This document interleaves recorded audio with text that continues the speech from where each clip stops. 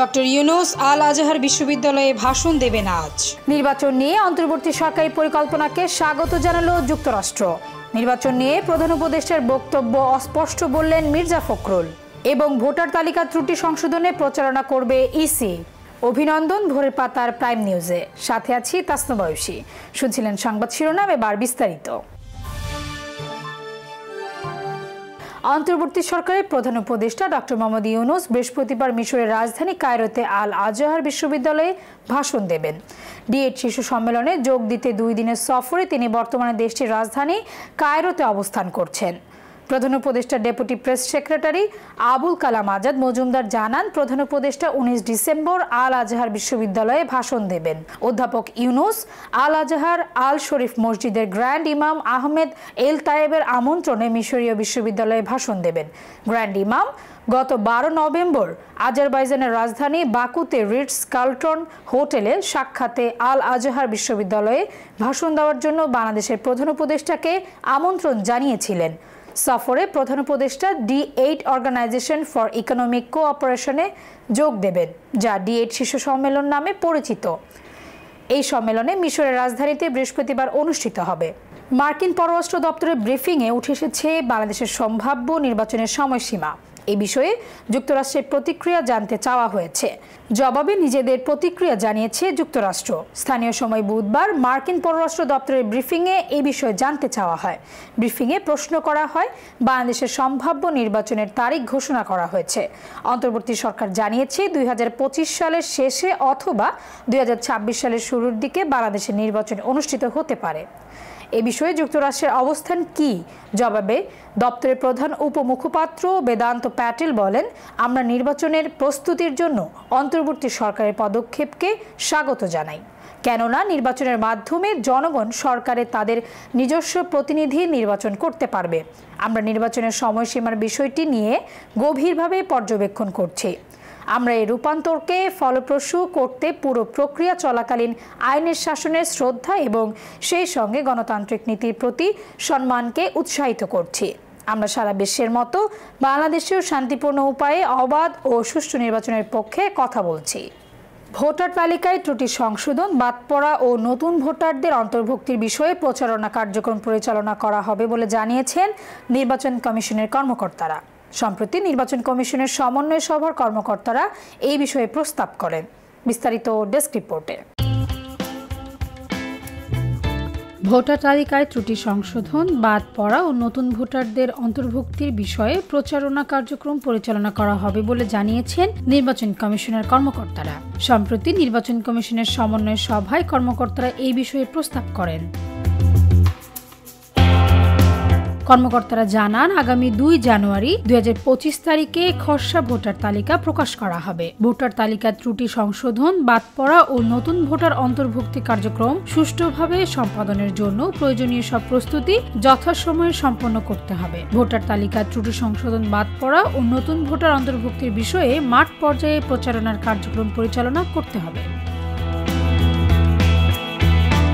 এছাড়া প্রবাসীদের voter registration আবেদন যথাসময়ে তদন্তপূর্বক নিষ্পন্ন করা যেতে পারে। সভায় কোন অঞ্চলে কতটি আবেদন পেন্ডিং আছে তা পরবর্তী সভায় উপস্থাপন করার জন্য নির্দেশনা দেয় নির্বাচন কমিশন। ডেস্ক রিপোর্ট, ভোরের পাতা। কমিশন গঠন হয়ে গেছে, অতি দ্রুত নির্বাচন সম্ভব উল্লেখ করে বিএনপির মহাসচিব মির্জা ফখরুল ইসলাম আলমগীর বলেন, ঘোষিত টাইমলাইন যৌক্তিক হয়নি। বিস্তারিত ওভিআরিভের প্রতিবেদনে।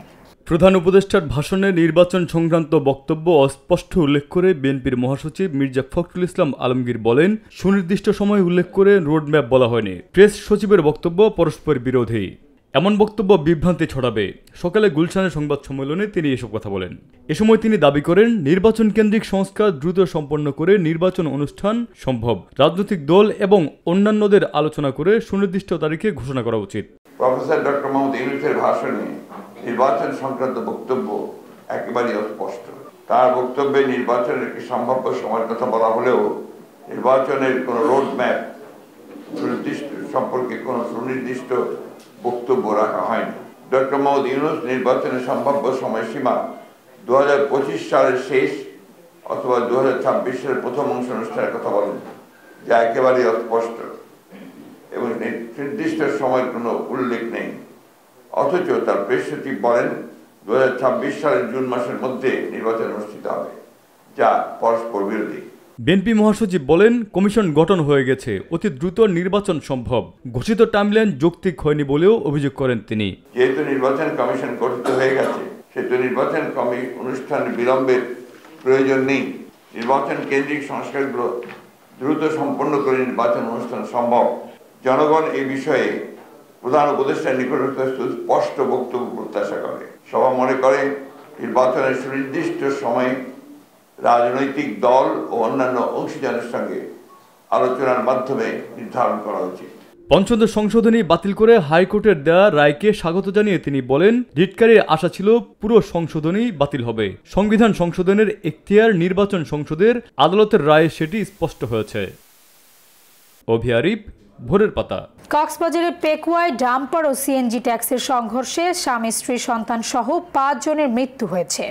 এ সময় আহত হয়েছেন আরও 2 জন। বৃহস্পতিবার সকাল 7:30টার দিকে পেকুয়া বাঁশখালী আঞ্চলিক মহাসড়কের পেকুয়ায় টৈটং ইউনিয়নের হাজি বাজারের পাশে বটগাছতলা নামক স্থানে এ দুর্ঘটনা ঘটে। কক্সবাজার জেলা পুলিশের মুখপাত্র ও ট্রাফিক পুলিশের প্রধান অতিরিক্ত পুলিশ সুপার মোহাম্মদ জসিমউদ্দিন চৌধুরী কুয়াশাচ্ছন্ন সকালে পেকুয়া হতে একটি নাম্বারহীন সিএনজি যাত্রী নিয়ে চট্টগ্রাম যাচ্ছিল। পেকুয়া বাঁশখালী আঞ্চলিক মহাসড়কের টৈটংয়ের হাজি বাজারের পাশে মৌলভীবাজার রাস্তার মাথা বটগাছতলা নামক স্থানে সিএনজির সাথে পেকুয়ামুখী একটি দ্রুতগামী ড্রাম ট্রাকের মুখোমুখি সংঘর্ষ হয়। এতে সিএনজিতে থাকা স্বামী স্ত্রী সহ 4 যাত্রী ঘটনাস্থলে নিহত হন। সিএনজিতে থাকা অপর 2 যাত্রীকে আশঙ্কাজনক অবস্থায় নিকটস্থ হাসপাতালে নেওয়ার পথে শিশু জাহিদুলও মারা যান। অপর আহত যাত্রীর স্থানীয় ও চমেক হাসপাতালে চিকিৎসা দেওয়া হয়েছে।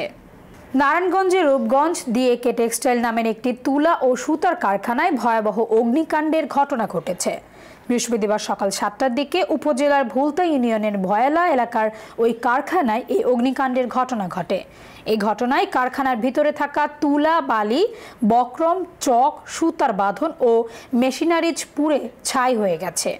প্রত্যক্ষদর্শী ও শ্রমিকরা জানান, বৃহস্পতিবার সকাল 7টার দিকে কাজ করার সময় হঠাৎ ফ্যাক্টরিতে থাকা লাইলিং মেশিন থেকে আগুন লেগে যায়। পরে আগুনের লেলিহান শিখা পুরো ফ্যাক্টরিতে ছড়াতে শুরু করলে সেখানে থাকা শ্রমিকরা আগুন নেভানোর চেষ্টা করেন। বগুড়া 6 আসনের সাবেক সংসদ সদস্য রাগিবুল হাসান রিপুকে গ্রেপ্তার করেছে র্যাব। তার বিরুদ্ধে বগুড়া জেলার বিভিন্ন থানা হত্যাসহ মোট 13টি মামলা রয়েছে। বৃহস্পতিবার র্যাবের লিগ্যাল অ্যান্ড মিডিয়া উইংয়ের পরিচালক লেফটেন্যান্ট কর্নেল মুনিম ফেরদৌসের তথ্য জানান। তিনি বলেন, নেত্রকোনার মোহনগঞ্জ পৌর এলাকায় আত্মগোপনে ছিলেন বগুড়া 6 আসনের সাবেক সংসদ সদস্য রাগিবুল হাসান রিপু। গোয়েন্দা তথ্যের ভিত্তিতে তাকে গত রাতে র্যাব 14 এর একটি দল গ্রেপ্তার করেছে। তার বিষয়ে পরবর্তী আইনানুগ ব্যবস্থা গ্রহণ প্রক্রিয়াধীন রয়েছে। এবার আন্তর্জাতিক সংবাদ।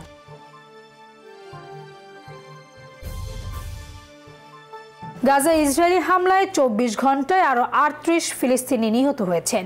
এতে মোট নিহতের সংখ্যা বেড়ে 45,097 জনে দাঁড়িয়েছে।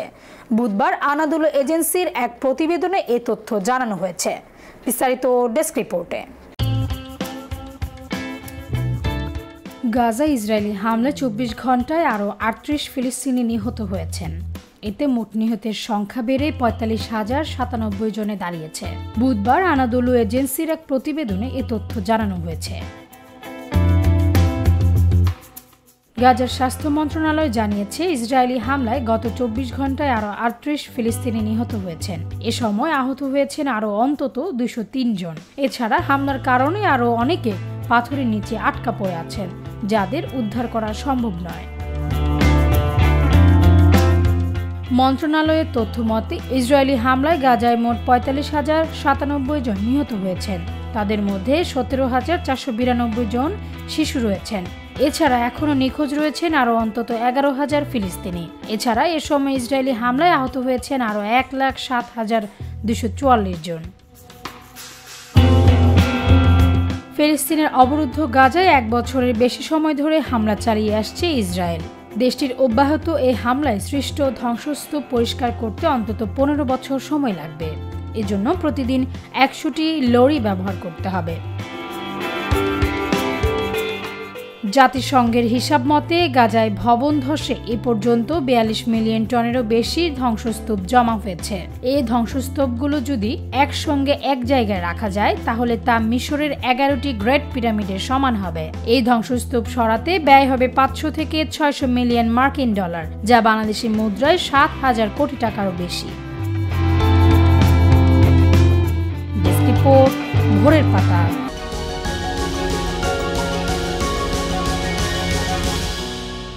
এবার বিনোদনের সংবাদ।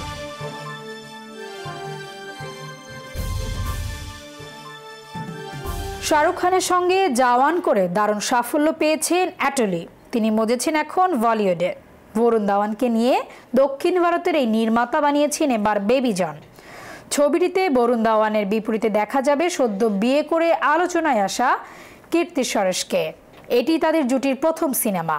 অ্যাটলির পরিচালনাতেও দুজনের এটি প্রথম সিনেমা। সিনেমাটি মুক্তি পাবে ২৫ ডিসেম্বর। তার আগে গান টিজার প্রকাশ করে দর্শকের নজর কেড়েছে ছবিটি। ছবি প্রযোজনা প্রতিষ্ঠানও বিশ্বব্যাপী ছবিটি মুক্তি দিতে প্রস্তুত। জানা গেল এটি প্রায় ৩,০০০ স্ক্রিনে মুক্তি পাবে। বরুণ ধাওয়ান, অ্যাটলি কুমার সহ বেবি জন ছবির টিমের কয়েকজন ১৬ ডিসেম্বর পিঙ্কভিলায় একটি এক্সক্লুসিভ মাস্টার ক্লাসে অংশগ্রহণ করেন। সেখানে তারা সিনেমাটির মুক্তির পরিকল্পনা নিয়ে আলোচনা করেছেন। সেই আলোচনাতেই তারা জানান ৩,০০০ স্ক্রিনে মুক্তি পাবে বেবি জন। এবার খেলাধুলার সংবাদ।